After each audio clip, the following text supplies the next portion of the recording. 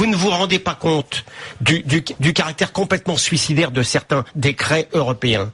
Vous savez qu'en ce moment, on ne peut plus mettre en garde à vue les étrangers en situation. Tu sais ça ou pas? Je le sais. Mais faut voir comment se passaient les gardes à vue chez nous. Alors tu sais comment ça se passe maintenant?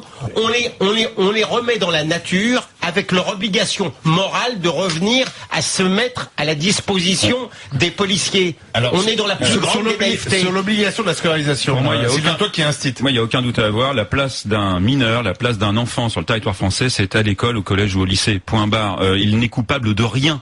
Après que des mais dans ce cas-là, il faut accepter qu'un jour on le sorte de l'école. Mais parce qu'en fait, tout ça continue de reposer sur un fantasme entretenu depuis 30 ans par les politiques, comme quoi on serait envahi. Or, je constate que le solde migratoire n'a pas tant bougé, la proportion d'étrangers en France n'a pas bougé. On a battu le record d'expulsion en 2012 avec 38 000 expulsés. C'est 38 000 vies brisées, c'est 38 000 histoires. Et je rappelle que l'Europe est à ce point si peu une passoire que pour tenter de s'y rendre, on vient dans des embarcations et on vient se noyer au large de Lampedusa. Vous croyez vraiment que si l'Europe était une passoire, les gens navigueraient? Et moi, contrairement à beaucoup, je salue le courage de nombre de personnes qui osent partir du pays, qui osent réinventer une histoire, qui emmènent leurs femmes et leurs enfants, qui sont prêts à tout pour fuir la guerre, pour fuir la misère.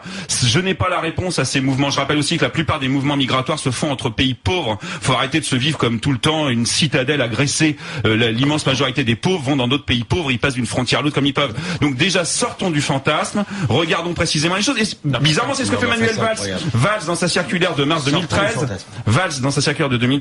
demande à ce qu'il y ait une approche davantage qualitative. L'approche qualitative, ça permet à une petite Christina Dimitrou, c'était une jeune d'origine romaine, Rome, pardon, j'en perds mon latin.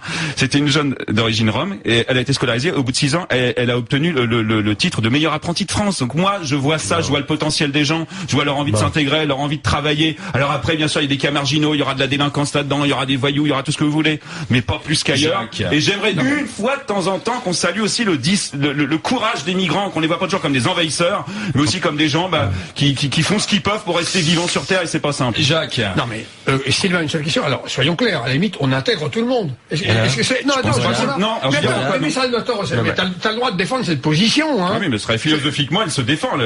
C'est tout. Soyons clairs. Voilà. Alors là, je préfère ça. Mais je préfère ça. Non mais à ça, je préfère ça. Qu'on me dise une bonne fois pour toutes, finalement, les expulsions, c'est inhumain.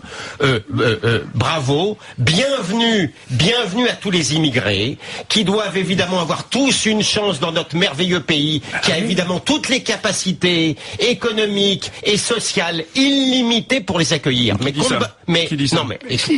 Quand on te pousse au bout de tes retranchements, tu es obligé, ton discours revient finalement à complètement émasculer l'autorité publique qui fait un boulot ingrat mais qui doit le faire, mais au moins il a la franchise d'aller jusqu'au bout de ton raisonnement purement esthétique. Mais je voudrais te dire quand même, de grâce, nous refait pas le coup des fantasmes.